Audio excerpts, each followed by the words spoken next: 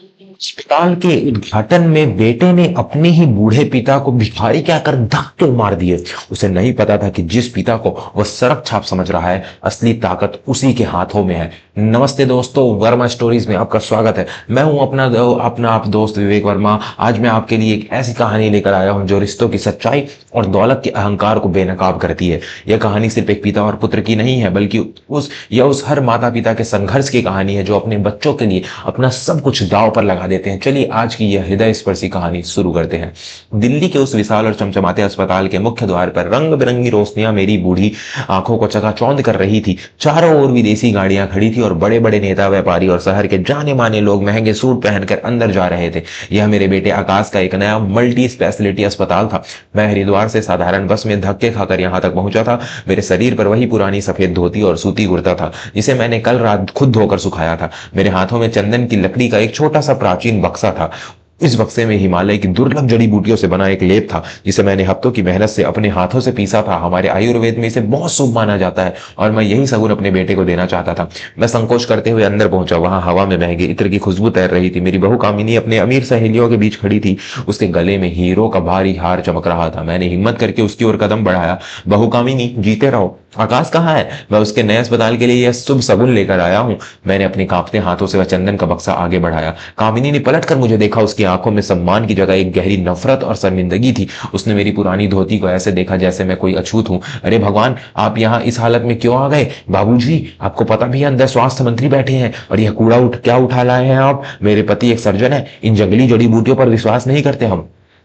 यह कहते हुए कामिनी ने मेरे हाथ से वह बक्सा झटक दिया। बक्सा जमीन पर गिरकर टूट गया और मेरी हफ्तों की मेहनत फर्श पर बिखर गई। मेरे सीने में एक अजीब सी चुभन हुई, लेकिन मैं चुप रहा। तभी वहां आकाश आ गया। उसने एक बहुत ही महंगा विदेशी सूट पहना हुआ था। वह अपने कुछ बड़े डॉक्टर दोस्तों के साथ हंसता हुआ आ रहा था। मुझे देखकर उसके कदमों की रफ्तार धीमी हो गई और चेहरे का रंग उड़ गया। मैंने मुस्कुराकर कहा, बधाई हो बेटा, तुम्हारा सपना आज पूरा हो गया। लेकिन मेरे बेटे ने मेरे पैर छूना तो दूर, मेरी तरफ देखना भी मुनासिब नहीं समझा। उसके एक दोस्त ने पूछा, डॉक्टर आकाश, यह गांव वाला बूढ़ा कौन है? क्या यह आपका कोई रिश्तेदार है? आकाश ने एक पल के लिए मेरी आंखों में देखा और फिर निहायत ही ठंडी आवाज में कहा, अरे नहीं सर, यह कोई रिश्तेदार नहीं है। यह तो हमारे पुराने सरकारी अस्पताल का एक मुफ्त का मरीज है।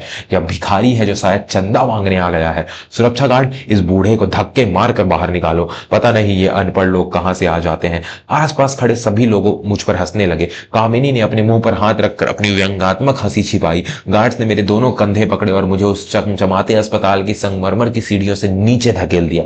मैं जमीन पर गिर पड़ा। मेरे घुटनों में खून रिसने लगा था, लेकिन घुटनों के दर्द से 1000 गुना ज्यादा दर्द मेरे दिल में हो रहा था। भिखारी, यह शब्द मेरे कानों में पिघले हुए शीशे की तरह गूंज रहा था। यह उस बेटे के शब्द थे जिसके लिए मैंने अपना सब कुछ कुर्बान कर दिया था। मैं वही दीनानाथ था जिसने आकाश की मेडिकल कॉलेज की फीस भरने के लिए दिन में 3-3 शिफ्ट में काम किया था। मैंने अपनी पत्नी के गहने बेच दिए थे। कई रातें मैंने सिर्फ एक रोटी खाकर गुजारी थी ताकि मेरा बेटा दिल्ली जाकर बड़ा डॉक्टर बन सके। और आज जब वह एक बहुत बड़ा आदमी बन गया था तो मैं उसके लिए सिर्फ एक सड़क छाप भिखारी रह गया था। बुरी आंखों में आंसू जल्दी बाहर नहीं आते, वे अंदर ही अंदर आत्मा को जलाते हैं। मैं वहां से उठा और भारी कदमों से रेलवे स्टेशन की ओर चल दिया। मुझे अब और किसी तमाशे का हिस्सा नहीं बनना था। अगले दिन सुबह मैं अपने हरिद्वार के पुराने आश्रम में लौट आया। यहाँ गंगा की लहरों की आवाज और मंदिर की घंटियों मुझे हमेशा सुकून देती थी, लेकिन आज मेरे अंदर एक भयंकर तूफान चल रहा था। मैंने तय कर लिया था कि मैं कभी उस घमंडी बेटे का मुंह नहीं देखूंगा। 2 दिन बाद आश्रम में मेरे पुराने मित्र और वकील श्रीमान माधव राव मुझसे मिलने आए। उनके चेहरे पर गहरी चिंता थी। दीनानाथ जी, मुझे आपको एक बहुत ही कड़वी सच्चाई बतानी है। माधव राव ने एक कानूनी फाइल मेरी खटिया पर रखते हुए कहा, आपके बेटे आकाश ने दिल्ली के कोर्ट में एक याचिका दायर की है। उसने कहा है कि आपकी दिमागी हालत अब ठीक नहीं है, आप सठिया गए हैं और आपको भूलने की बीमारी हो गई है। मैं स्तब्ध रह गया। लेकिन क्यों माधव, वह ऐसा क्यों कर रहा है? मैंने तो उससे कभी एक पैसा नहीं मांगा। माधव राव ने एक गहरी सांस ली और बोले, क्योंकि उसे पैसों की सख्त जरूरत है। आकाश ने वो बड़ा अस्पताल बनाने के लिए बाजार से करोड़ों रुपए का कर्ज लिया है और अब वह दिवालिया होने की कगार पर है। उसकी नजर आपकी उस 50 एकड़ की पुश्तैनी जमीन पर है जो गंगा के किनारे है। कुछ बड़े उद्योगपति वहां एक आलीशान रिजॉर्ट बनाना चाहते हैं। अगर वह कोर्ट में आपको पागल साबित कर देगा तो वह कानूनी वारिस बनकर उस जमीन को करोड़ों में बेच देगा। वह आपको जीते जी पागल खाने भेजने की तैयारी कर रहा है। दीनानाथ जी, मेरे पैरों तले जमीन खिसक गई। मेरा अपना खून, मेरा बेटा सिर्फ एक जमीन के टुकड़े के लिए मुझे पागल खाने में सड़ाने की साजिश रच रहा था। मेरा दिल टूटकर चकनाचूर हो चुका था, लेकिन उस टूटे हुए दिल की जगह एक फौलाद ने ले ली थी। वह जमीन कोई बंजर जमीन नहीं है माधव, मैंने बहुत ही शांत और दृढ़ आवाज में कहा। मैं उठा और अपने कमरे के कोने में रखे एक पुराने लोहे के संदूक के पास गया। मैंने उसमें से एक पुरानी मखमल की पोटली निकाली। उस पोटली के अंदर कुछ पुराने पीले पड़ चुके दस्तावेज थे जिन पर सरकारी मोहरें लगी थी। मैंने वही कागजात माधव राव के सामने रख दिए। यह उस 50 एकड़ जमीन के असली कागजात है और यह जो दूसरी फाइल है यह उस जमीन पर उगने वाली खास और दुर्लभ संजीवनी जड़ी बूटियों का पेटेंट है। यह एक बहुत बड़ी अंतर्राष्ट्रीय फार्मास्यूटिकल कंपनी पिछले 5 सालों से मुझसे यह जमीन और पेटेंट अरबों रुपयों में खरीदना चाह रही है। मैंने यह बात आकाश से हमेशा छिपा कर रखी क्योंकि मैं जानता था कि वह पैसों का अंधा है। मैं इस गरीब जमीन पर गरीबों के लिए एक मुफ्त आयुर्वेदिक अस्पताल बनाना चाहता था, लेकिन अब वक्त आ गया है कि इस संपत्ति का सही इस्तेमाल हो। माधव, तुम कल ही उस कंपनी के मालिक को यहाँ बुलाओ। माधव राव की आंखें फटी की फटी रह गई। उन्हें यकीन नहीं हो रहा था कि जिस दीनानाथ को दुनिया एक गरीब और लाचार बूढ़ा समझती है वह असल में अरबों की संपत्ति का मालिक है। मैंने आकाश को उसके ही खेल में फंसाने की योजना बनाई। मैंने जानबूझकर एक कमजोर आवाज में आकाश को फोन किया। बेटा आकाश, मेरी तबीयत बहुत खराब है, मुझे कुछ याद नहीं रहता। माधव बाबू कह रहे हैं कि मुझे अपनी सारी जमीन तुम्हारे नाम कर देनी चाहिए। तुम कल हरिद्वार आ जाओ, मैं सारे कागजों पर अंगूठा लगा दूंगा। फोन के दूसरी तरफ आकाश की आंखों में चमक आ गई होगी। उसने तुरंत मीठी आवाज में कहा, अरे बाबूजी, आप चिंता मत कीजिए, मैं और कामिनी कल सुबह ही पहुंच रहे हैं। मैं आपका बहुत अच्छे से ख्याल रखूंगा। अगली सुबह आश्रम के बाहर एक चमचमाती महंगी गाड़ी रुकी। आकाश और कामिनी उतरे। आज उनके चेहरों पर नफरत नहीं बल्कि एक झूठी और मक्कार मुस्कान थी। उनके साथ दिल्ली का एक नामी वकील भी था। वे सीधे मेरे कमरे में आए। बाबूजी कैसे हैं आप?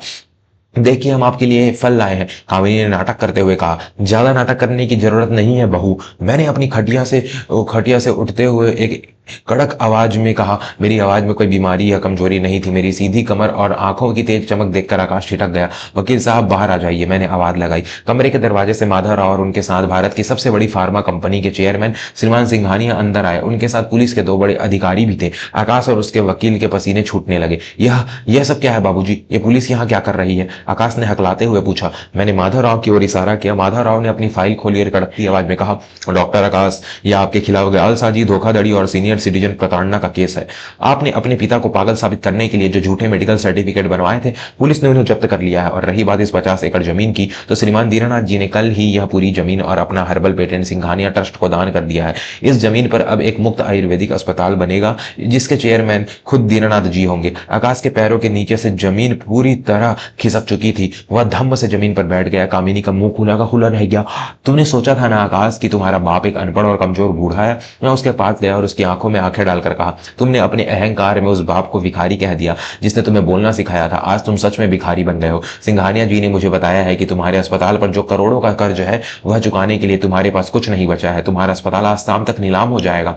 तुमने अपनी झूठी शान के लिए सब कुछ दांव पर लगा दिया।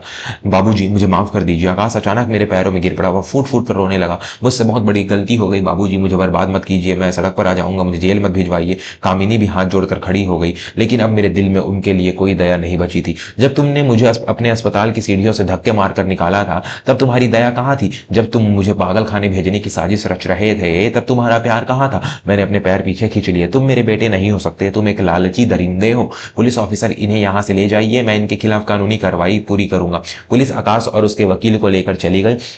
कामिनी रोती रही और उसके पीछे पीछे भागी। आश्रम में अब फिर से वही गंगा की शांति लौट आई थी, लेकिन यह शांति अब मेरे दिल के अंदर भी थी। दोस्तों, आज मैं उसी हरिद्वार के आश्रम में रहता हूँ। सिंघानिया ट्रस्ट के साथ मिलकर मैंने जो मुफ्त अस्पताल बनवाया है, वहां रोज सैकड़ों गरीब लोगों का इलाज होता है। मेरे पास कोई सगा बेटा नहीं है, लेकिन इस अस्पताल में काम करने वाले युवा डॉक्टर और अनाथ बच्चे आज मेरा परिवार है। वे मुझे पिता से भी ज्यादा सम्मान देते हैं। मेरी दौलत ने मेरे सगे बेटे को लालची बना दिया था, लेकिन उसी दौलत ने आज मुझे हजारों लोगों की दुआएं दिला दी है। इस कहानी से हमें यह सीख मिलती है कि दौलत और पद का अहंकार इंसान को अंधा कर देता है। माता पिता कभी अपने बच्चों का बुरा नहीं चाहते, लेकिन अगर बच्चे ही उन पर वार करने लगे तो माता पिता को भी अपने स्वाभिमान की रक्षा के लिए खड़ा होना पड़ता है। असली परिवार वो नहीं होता जो सिर्फ खून से जुड़ा हो, बल्कि असली परिवार वो होता है जो सम्मान और प्यार से जुड़ा हो। मैं हूं आपका दोस्त विवेक वर्मा। आपको यह कहानी कैसी लगी मुझे कमेंट्स में जरूर बताएं। अगर आपको इस कहानी से कोई सीख मिली हो तो इस वीडियो को लाइक करें और अपने परिवार के साथ शेयर करें। वर्मा स्टोरीज को सब्सक्राइब करना ना भूलें ताकि हम ऐसी ही सच्ची और जज्बाती कहानी आप तक पहुंचाते रहें।